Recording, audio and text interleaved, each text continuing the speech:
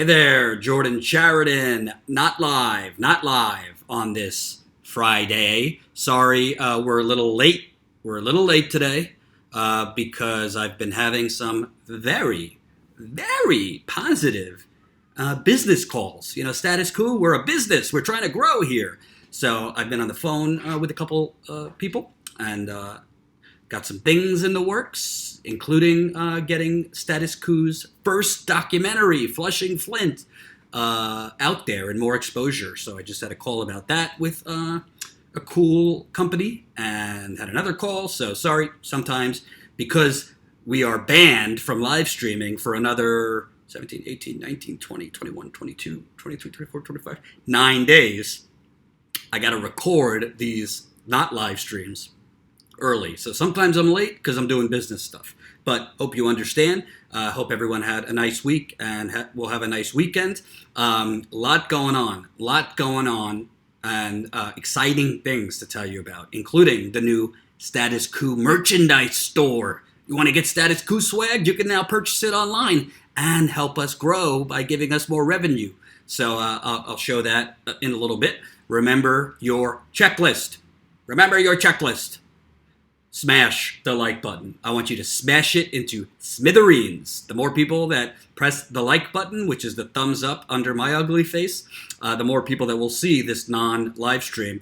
YouTube has been suppressing the heck out of us. I say heck so we don't get demonetized. So please press the like button and then press the share button. Share it on your Facebook, your Twitter, all other platforms that are also suppressing us. Become a Status Quo member. You can become a Status Quo member as low as $5 to $10 a month. We are now at 409 Status Quo members. We want to get to 450 by the end of May. So we got another 41 to go. Can we get to 450? It starts with those of you watching today. If you are not yet a Status Quo member, what in Lord's name are you thinking about? No, I'm kidding. Check it out, $5 a month. You can become a Status Slayer, $10 a month. Coup de Champion, $20 a month. Coup de Commander, and for $179 annually, you can become a status part of the Coup de Cavalry.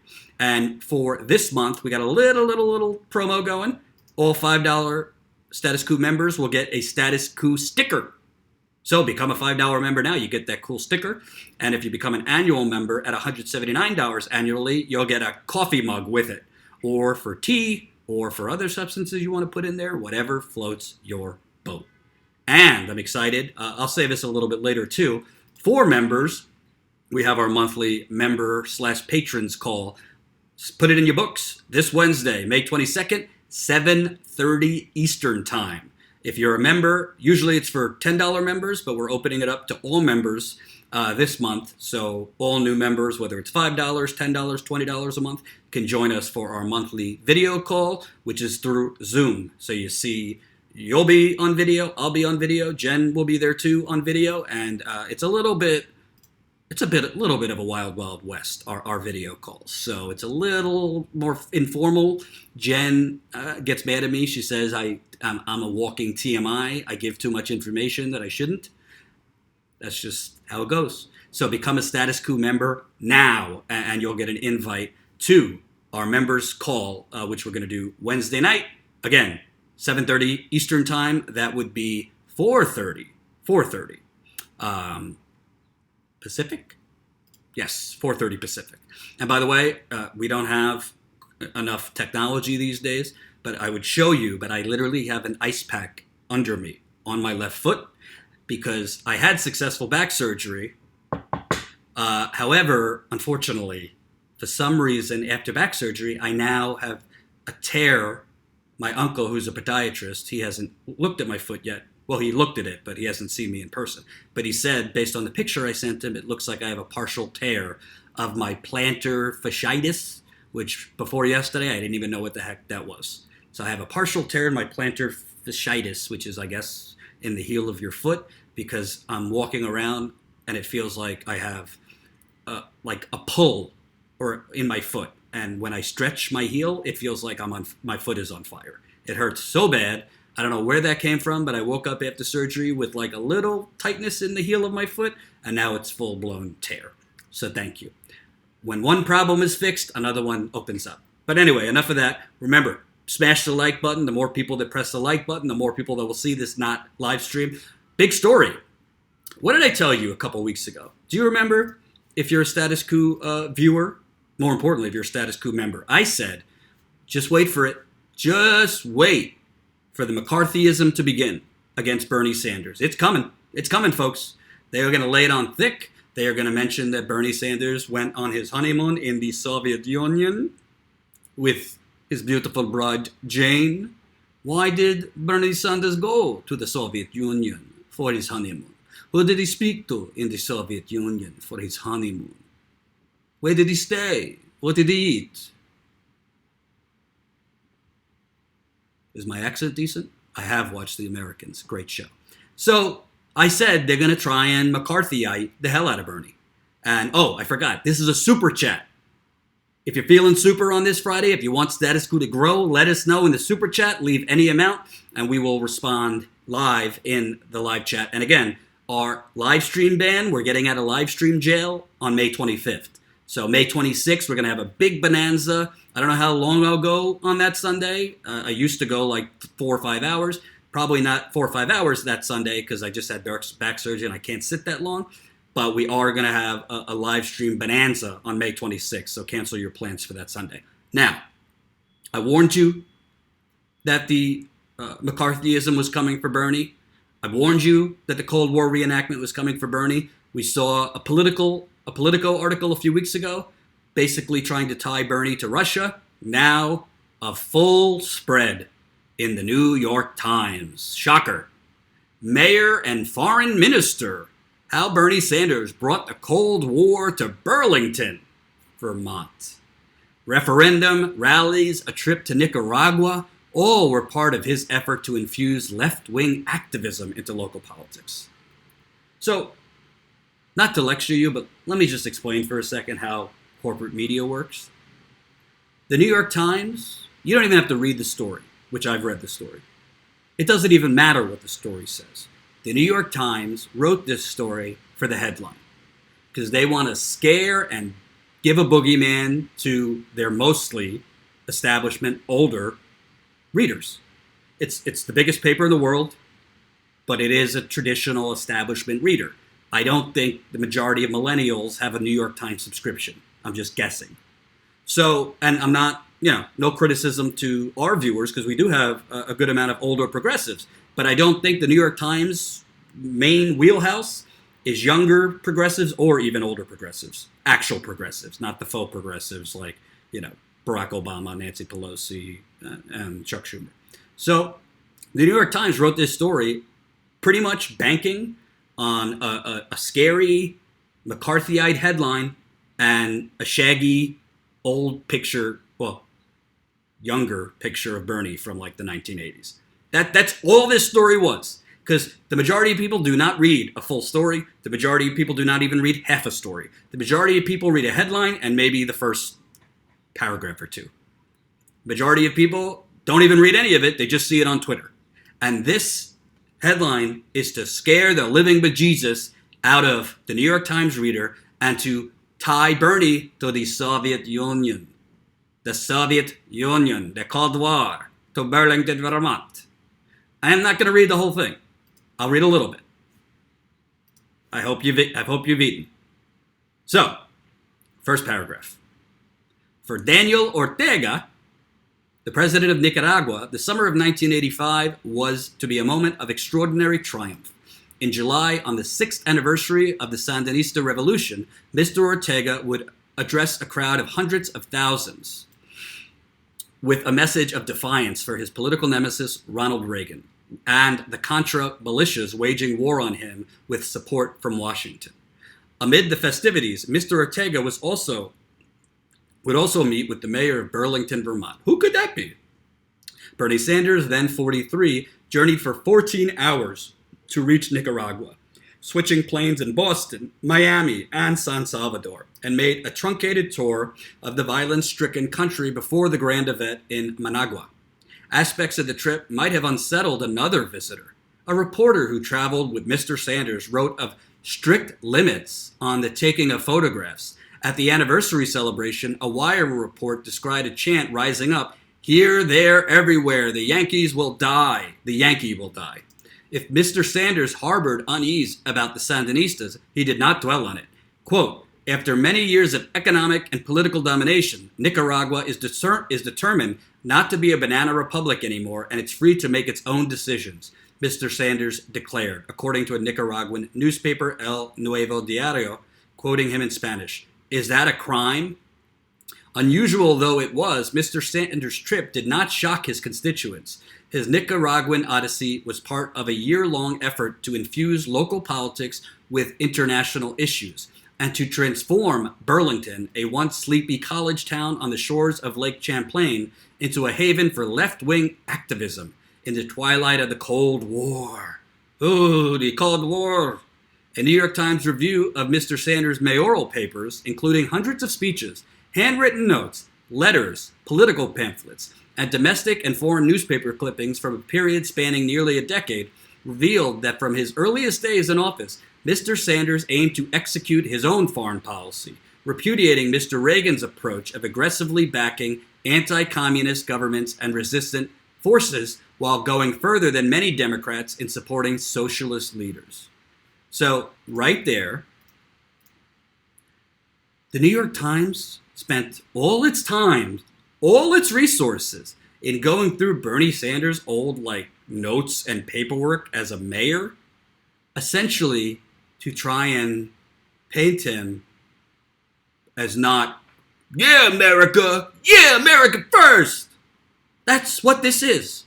They're trying to paint him with a not so subtle brush as supporting communist and socialist uprisings that are opposite of the patriots here in America. And the New York Times and all these establishment idiots in the corporate media, in Nancy Pelosi and Chuck Schumer's little establishment army, they basically try and make it like socialism and communism. It's all the same. They're all commies. This is what this news article is about. It's like the amount of time they spent going through Bernie Sanders' old notes while he was Burlington mayor, basically having sympathy for the people of Nicaragua, who, like the people of Iran, like the people of Cuba, like the people of El Salvador, like the people of many other countries that the United States policies and corruption and military-industrial complex have hurt. God forbid Bernie Sanders had some sympathy for a country who the United States policies has harmed. But do you see it's not even subtle in this piece. I mean, let's read this sentence again. Revealed that from his earliest days in office, Mr. Sanders aimed to execute his own foreign policy, repudiating Mr. Reagan's approach of aggressively backing anti-communist governments and resistant forces, while going further than many Democrats in supporting socialist leaders. So, right here, repudiating Mr. Reagan, a war criminal, by the way, approach of aggressively backing anti-communist governments. Well, with that sentence, you're kind of insinuating that Bernie Sanders backed the pro-communist governments. It's McCarthyism 101. It's propaganda. It's an embarrassment to journalism.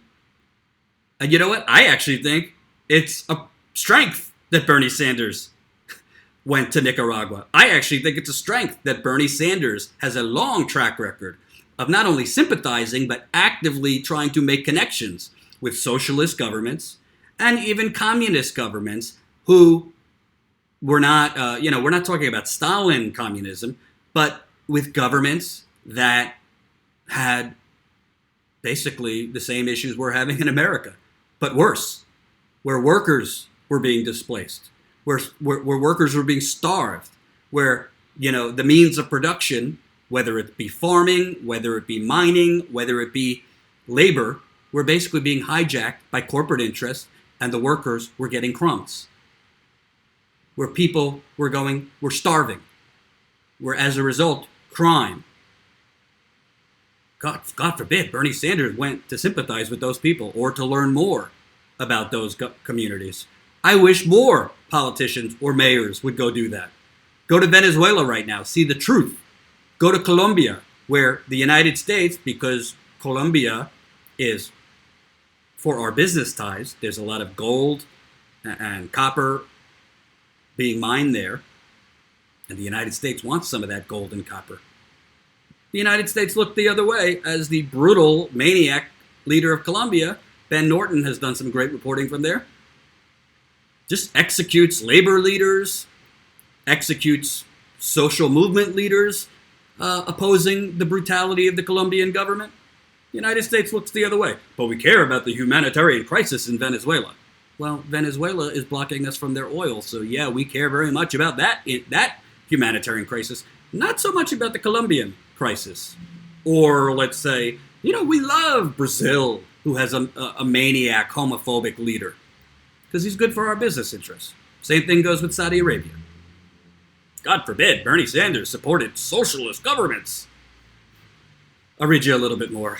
I can't stomach much more. Mr. Sanders' activities during his mayoralty bring into relief the fervently anti-imperialist worldview that continues to guide him. They also underscore his combative ideological persona, which has roiled national democratic politics as thoroughly as it has upended municipal government in Burlington. As a mayor, Mr. Sanders denounced decades of American foreign policy that he portrayed as guided by corporate greed and outlined a vision of international affairs defined by disgust at military spending and sympathy for Marxist-inspired movements in the developing world. Oh my God, why don't you just put a commie stamp on his forehead and call it a day, the New York Times. Now, as he competes for the Democratic presidential nomination, Mr. Sanders' profound skepticism of American power appears to set him apart from other major candidates who have pledged to restore the country's traditionally assertive global role. Mr. Sanders' signature foreign policy issue so far has been his opposition to American support for Saudi Arabia's brutal war in Yemen. Let me just, if I had a whiteout, I would just say, instead of brutal war, Saudi Arabia's genocide in Yemen. We'll wipe that out in post-production of this live stream, even though it's not a live stream. And remember, if you have not pressed that like button, what are you doing? Smash the like button. Smash it into smithereens. The more people that like, the more people that don't see this in their feeds will see it in their feeds. This is also a super chat. If you're feeling super or angry at the New York Times, let us know in the super chat. So, brutal war in Yemen, which has inflicted vast civilian suffering, and he has resisted endorsing regime change in Venezuela, where the Trump administration has been pressuring Nicolas Maduro, a leftist dictator, to leave power. Oh my God, the propaganda. Did the New York Times forget, is it not in the Associated Press, the AP style guideline, when you're writing of a world leader to actually put in his title? It's pressuring Nicolas Maduro, a leftist dictator, to leave power. Whether you like it or not, he's the president of Venezuela. But the New York Times is, of course, an arm of the CIA and the deep state, which, yes, there's a deep state. Mr. Sanders' deep-rooted foreign policy values have the potential to not only earn him support from voters who have grown tired of overseas wars, but also make him vulnerable to attack from rivals in both parties who are eager to depict him as too radical for the presidency. This right here, I just want to give you the behind the scenes of corporate media. This right here is the corporate media and the New York Times way of giving its own opinion without actually having it be formally its own opinion. So the New York Times, what they're doing here is saying Bernie Sanders is too radical for the presidency. But they're not quoting anybody saying it so that they could give their own opinion. They say, well, it could earn him support from voters who have grown tired of overseas wars, but also make him vulnerable to attacks from rivals, aka the New York Times. And this is where they give their own opinion, clouded as just a hypothesis. It could make him vulnerable to attacks from rivals in both parties who are eager to depict him as too radical for the presidency. This is how corporate media works. This is their own opinion hidden in it could make him more vulnerable to attacks from rivals like us.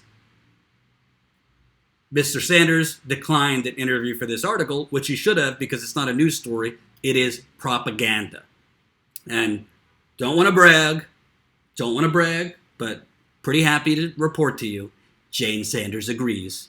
And this is what Jane Sanders said in response to my tweet.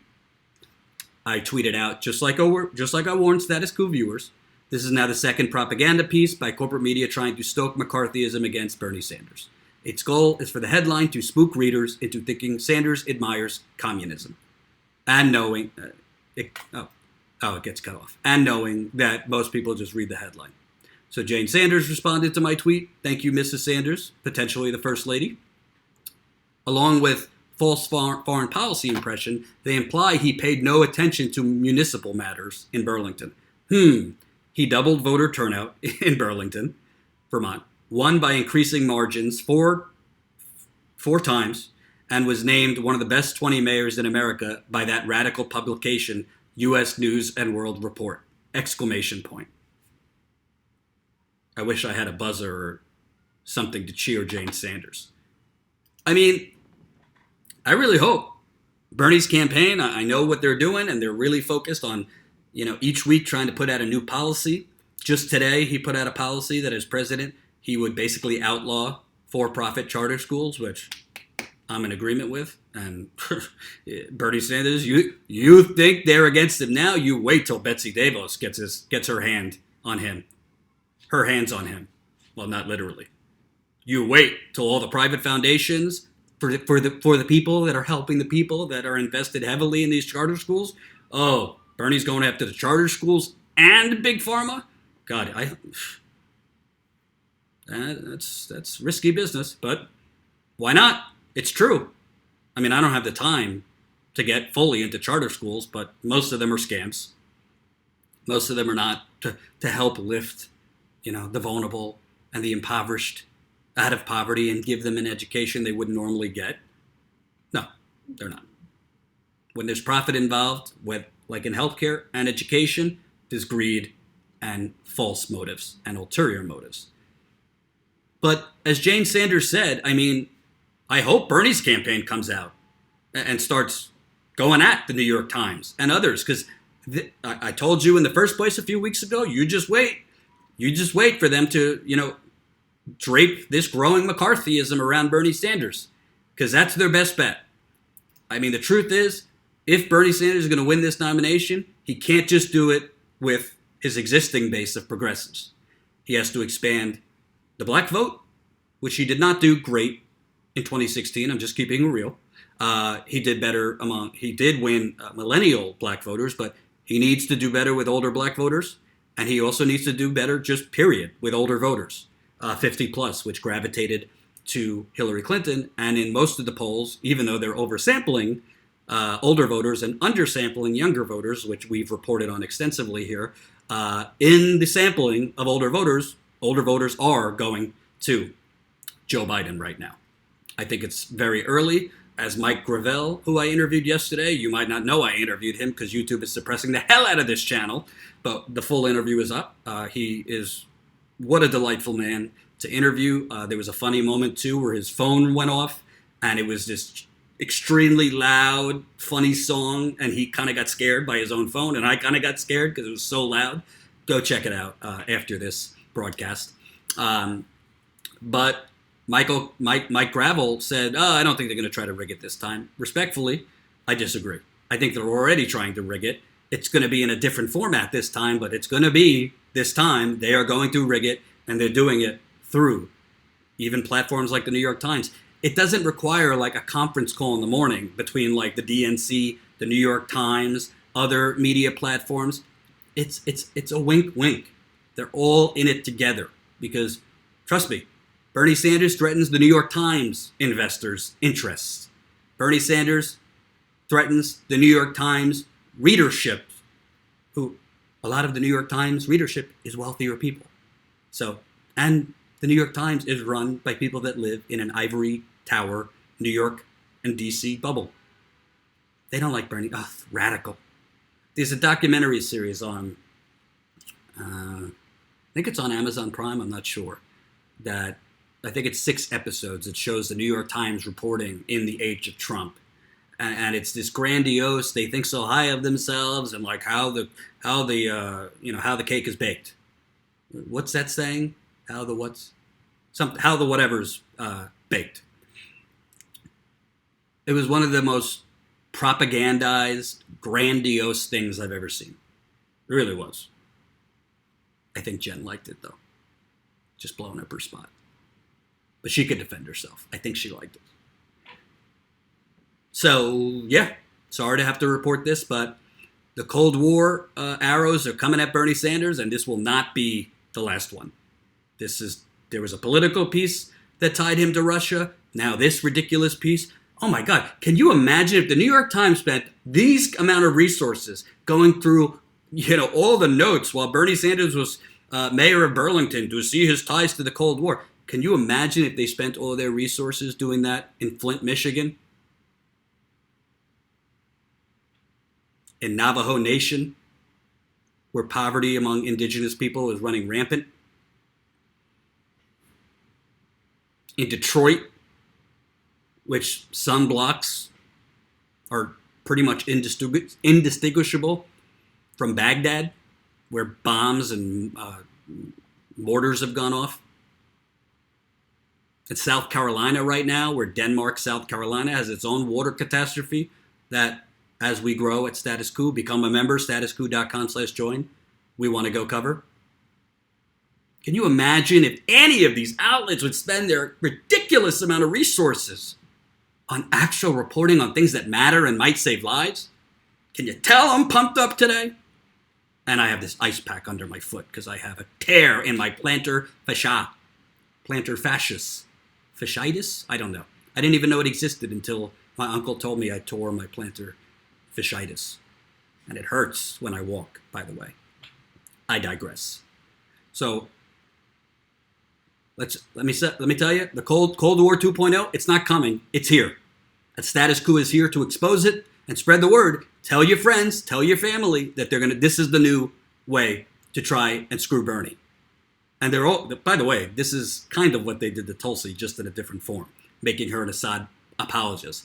It's to stoke old people. It's to stoke those people that, came up and have those Cold War sentiments in their head about the evil boogeyman in Russia, in the Soviet Union. And in Tulsi's case, to make her, she's with Assad. She's with the war. She's with the dictators. She's with the other. It's disgusting, and I hope. And the really sad part here, and Jen and I and Ty, we don't do this job to get awards. We don't do this job to become, famous. Trust me, if we did, we'd probably be covering Trump 24/7 because that's what would give us the money and the fame. But we don't do it for that. We do it because we care about the people we cover in Flint, in Detroit, in Virginia, in Seattle, in Vancouver, and all the other places we've been. And we care about you who are watching. That's why we do this. But the crazy thing is, this kind of propaganda is what wins awards. Because the people giving out the awards award propaganda. It's insane, this system of public relations for the government, for the deep state, dressed up and presented as journalism. It's disgusting. And as Status Coup grows, statuscoup.com/join, we are going to expose not only the injustices in your community, but the corporate mouthpieces putting out this propaganda. And we're going to get it to more and more eyeballs, and we are going to make more people woke, as the cool kids say. And on the theme of Status Coup growing, hint, hint, before I move on to our next topic, Status Coup, we now have a Status Coup swag store. You can now support Status Coup while looking fly. Status Coup's merchandise store. You can get a Status Coup pillow. You can get a Status Coup phone cover. Get a Status Coup notebook. Get a Status Coup, I don't know what that thing on the right is, but it looks fly to me. bit.ly/Status Coup store. We're going to put the link in the super chat. Very important. You got to capitalize the S on status, the C on coup, and the store on S. Let me take you through the store. It's brand new. So We're going to be, adding things as we go. Jen did a good job putting this together. You got Status Coup shirts. Here for the men. Give it up for the boys. I got to tell you, if I went to the beach this summer and somebody was wearing that, I'd be like, what's that about? It's a conversation starter, and you could bring people on board to Status Coup. Love it. Love that shirt. We don't want to. We're for the ladies too. We are for the ladies too. Status Coup shirt for the ladies. Do we have a V-neck too? If we don't, we'll figure that out. Another. This one's a unisex for men and women. Look at that wonderful looking young man. We also got another ladies shirt.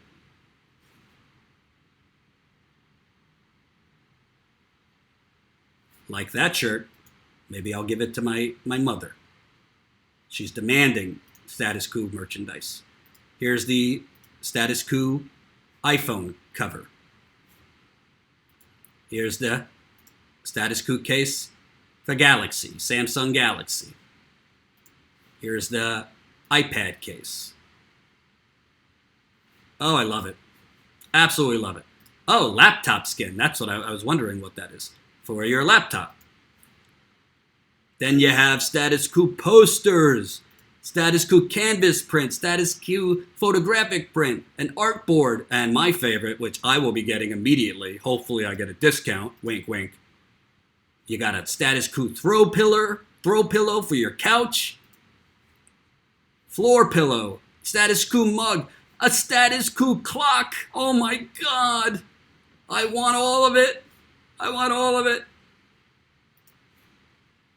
Status Coup tote bag, studio pouch, drawstring bag, stickers, greeting cards, spiral notebook, hardcover journal. Jen, I want all of it. We're gonna be expanding this. Don't you worry. But go right now. Go right now. We'll put the link in the super chat. It's BIT. Write it down and bookmark it.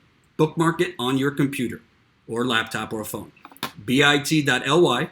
So bit.ly/Status Coup store. Got to capitalize the S, capitalize the C, capitalize the second S. And please share this, spread this. Full disclosure, folks, we are a company that's trying to grow. We want to hire another reporter. We want to hire a full-time marketing and business development person so we can move Jen over to more journalism, because Jen is wonderful at finding out where the bodies are buried. She's a great researcher. She's a good writer. We want to get her more to the journalism side, but we got to bring in somebody who could grow the business too. We want to hire additional editors. We have a lot to do. We need more money to travel in the field. So this is our way of also spreading the word. When I wear my Status Coup hat or shirt, 9 out of 10 times somebody asks me, what's that? So this is a great word of mouth thing too. Some of you already have Status Coup swag as part of your GoFundMe donation. We gave out swag for people that contributed $100 or more. If you don't, please become a Status Coup ambassador. And the cool thing about this is they deliver it to you, so we don't have to be in the business of delivering it, because that was a pain in the beep for me to package all those shirts and hats. But it was something I was honored to do for you, the people.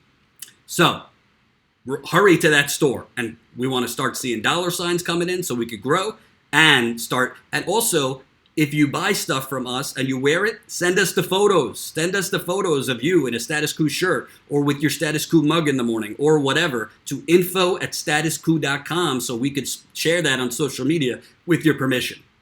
So let's create the coup d'etat together.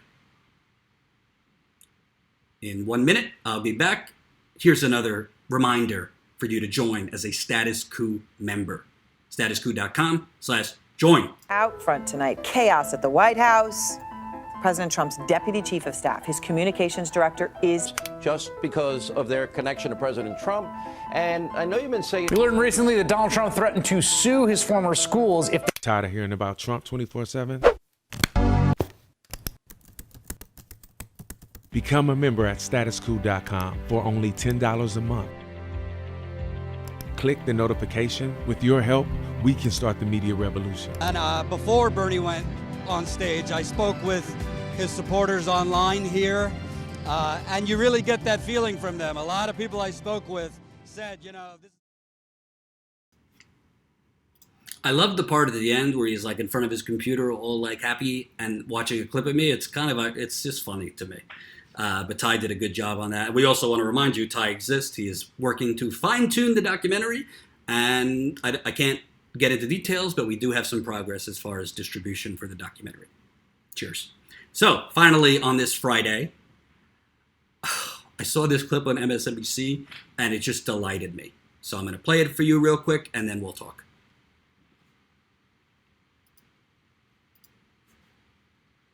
That you didn't like the Democrats. You called them San Francisco Democrats. Explain. I did. And I think the whole aurora of Hillary Clinton and her... Excuse me, 1 second. Yeah, we actually do. President Trump. Okay, let me go. Do you trust the Democrats? Excuse Do me? you trust the Democrats to stop illegal immigration? Absolutely not. Okay, Tom Perez is here, the chairman of the Democratic National Committee. Woohoo! Tom Perez. Why should the people who do care? Okay, sorry about that. I should set this up first. Chris Hardball Matthews did a town hall in Pennsylvania, in a town that previously voted for Obama twice, and in 2016 overwhelmingly voted for Trump. At the A. Rifkin Company. I don't know what that is, but basically like a union, blue-collar Pennsylvania city. So he's there at Hardball with Tom Perez, that progressive head of the DNC, talking to the peeps. So here we go. I want to play the clip, and there's a point to all this madness. Care about illegal immigration. Those who do care about it want it stopped or slowed down at least. Why should they trust the Democrats rather than Trump to deal with that situation if they want to deal with it? Well, listen, Chris, what we have known for decades is that if you want to solve immigration challenges, you have to do so in a bipartisan way. Ronald Reagan did it. Bill Clinton did it. Barack Obama and the Republicans in the United States Senate did it together. And the challenge here is we have a president who doesn't want to solve the problem. It is a wedge issue for him. And he's using it to divide. And in so doing, Chris, he's making us less safe. When you divert TSA agents from airports to the border, you know where the 9/11 folks came in? They came in through the airport. We shouldn't be doing that. And so what we should also be doing, Chris, is working with our allies.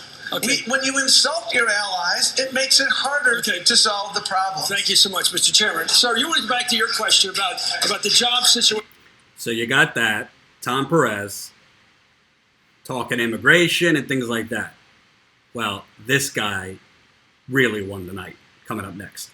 Here. And job security, which is what I hear about all the talk about it. I'm a union member. I'm a member of the International Brotherhood of Electrical.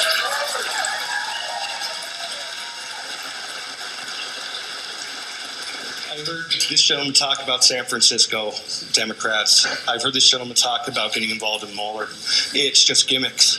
We're getting involved in gimmicks. This is what happened in 2016, was gimmicks.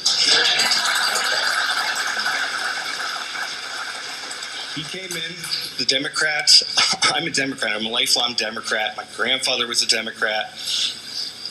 They came in and sold us something in the Republican Party thinking that they were for us. Democrats, Mr. Perez, the candidates got to come here. They have to talk about workers' rights. Right to work is a huge issue in Pennsylvania.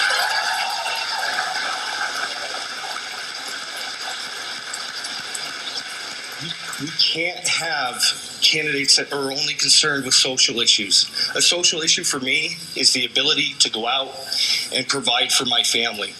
With justices now on the Supreme Court, that because of the gimmicks that was used to get conservative nominees, Janice went through. I, as a union member, don't have as many rights now. I can have someone come in, and no offense, Mr. Matthews, you can come into my hall. If right to work goes through federally, you can come in and be an electrician. I don't want to be a TV host.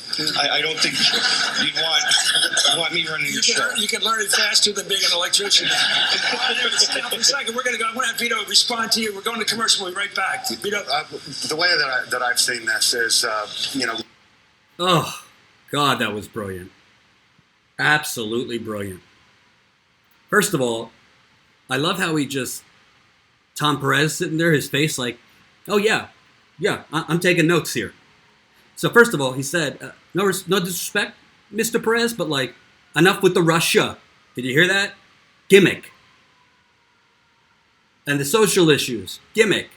Some social issues I think are important, very important for candidates to talk about, like this Alabama abortion, whatever you want to call it.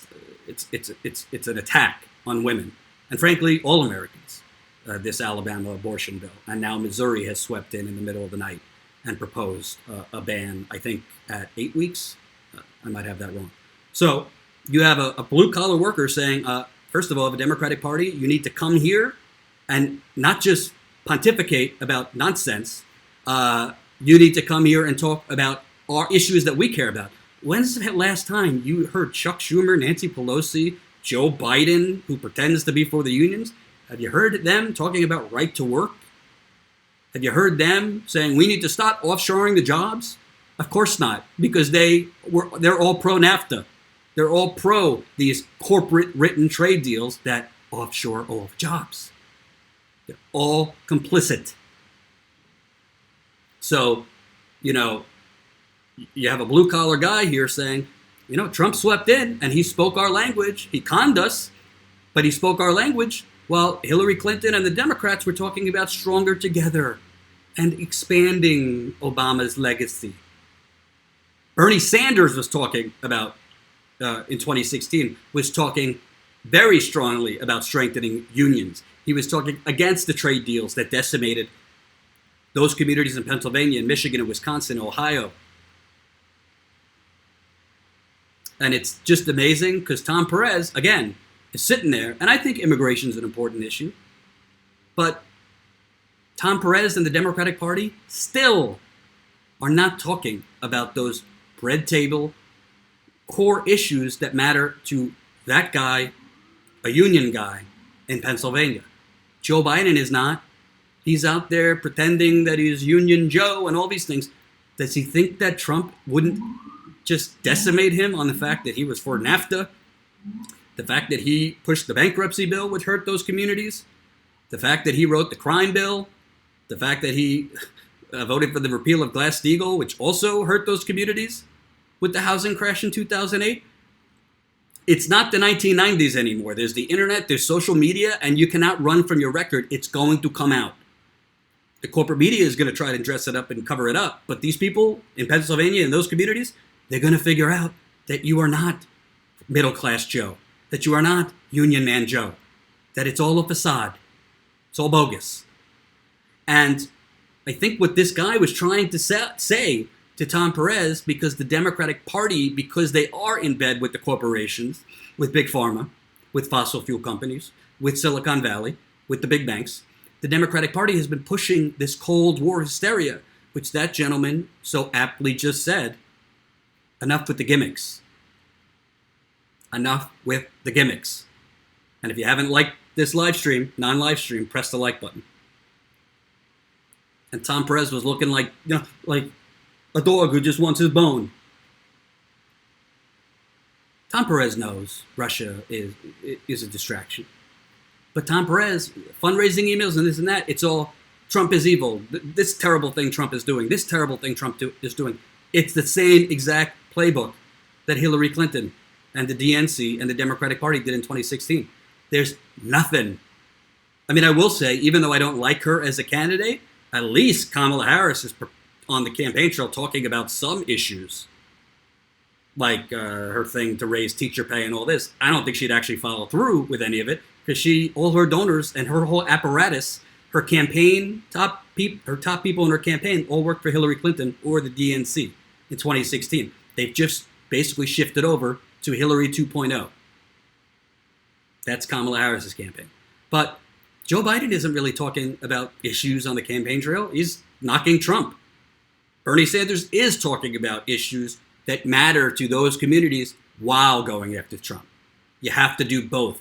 But Bernie Sanders has the credibility to go after Trump because Bernie Sanders did not vote for NAFTA. Bernie Sanders didn't vote for these things that have decimated those communities. And Bernie Sanders' focus is on those communities, working people. And what's also funny is Chris Matthews and MSNBC going in and giving that guy a platform because, like the Democratic Party, MSNBC has totally, I mean, long ago with Keith Olbermann back in the day, maybe, they had some progressive bona fides. I liked Keith Olbermann back in the day, railing against George W. Bush. That's when I was first coming up in politics. But MSNBC has been, if you want to call Russiagate a gimmick, I call it worse than that. MSNBC has been the captain, the lieutenant, the commander of Russiagate. When's the last time you heard MSNBC covering the threat of right to work or unions under attack? They're too busy talking about the Russian boogeyman or propping up Trump's administration to overthrow the Venezuelan government. Or, basically painting Julian Assange as a hacker. And they're not defending Julian Assange. They basically are ignoring the gross injustice there. And I'm sure they're barely covering, if you don't know, Chelsea Manning is back in jail because she continues to refuse to testify in this show trial, trying to put Julian Assange in prison for the rest of his life in solitary confinement, which is what they're trying to do. And Chelsea Manning will not be a part of that. And she is giving up her body, her mind. It's not pleasant being in prison. It's not pleasant being in solitary confinement. Thankfully, I've never had to experience it, but it is psychological and physical torture. And she just signed up for another round. She is back in prison. And this time, the judge is fining her every single day $500 for not complying. And I think after a certain amount of time, it moves up to $1,000. So they're not only trying to torture her, but also bankrupt her. And Tom Perez is sitting there. Oh, yes, I know your struggle. Oh, right to work, terrible. Oh, yeah, we need to strengthen the unions. Wink, wink, as I set up fundraisers with hedge fund managers and fossil fuel executives and real estate developers and all the people that are trying to erase unions and that guy and what he cares about. It's so void of integrity and honesty, this Tom Perez and the DNC. They don't care about those communities. They might know the language of those communities, but they don't care to talk that language because they are still in bed with big money. And the worst part is Trump doesn't care about those communities either. He conned them. He is actively helping to further cripple those communities. Do you see, if you live in Pennsylvania, Michigan, Ohio, Wisconsin, any of these factories coming back? Hell no. Do you see an explosion of jobs and union workers? No. The unemployment rate, I told my dad, he didn't want to hear it because he likes Trump. The unemployment rate being so low is artificial. It keeps going low because more and more people stop looking for work. The real unemployment is closer to 7 or 8%.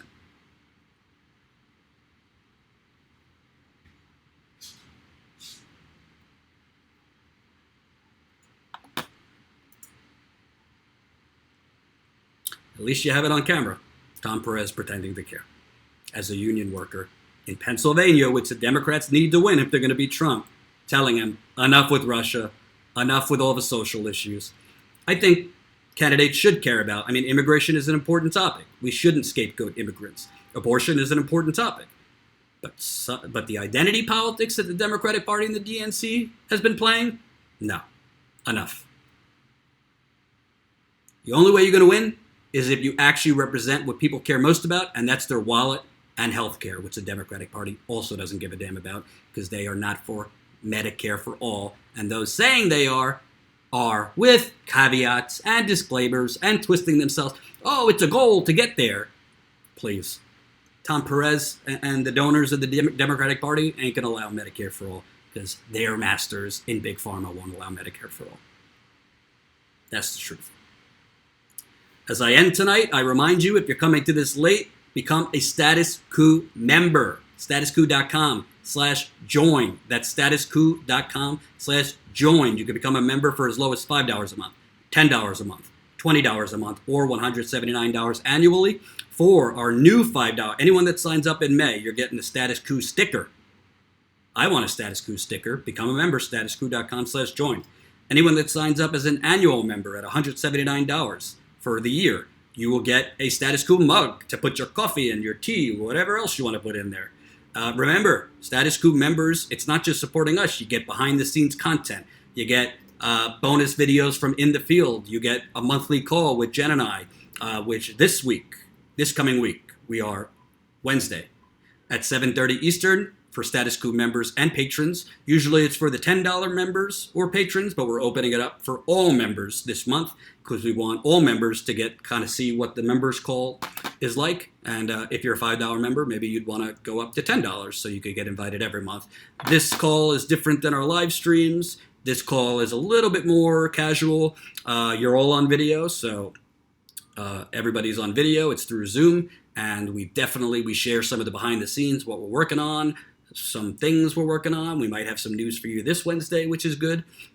So definitely become a member. And most importantly, we are now selling swag. We are now selling swag.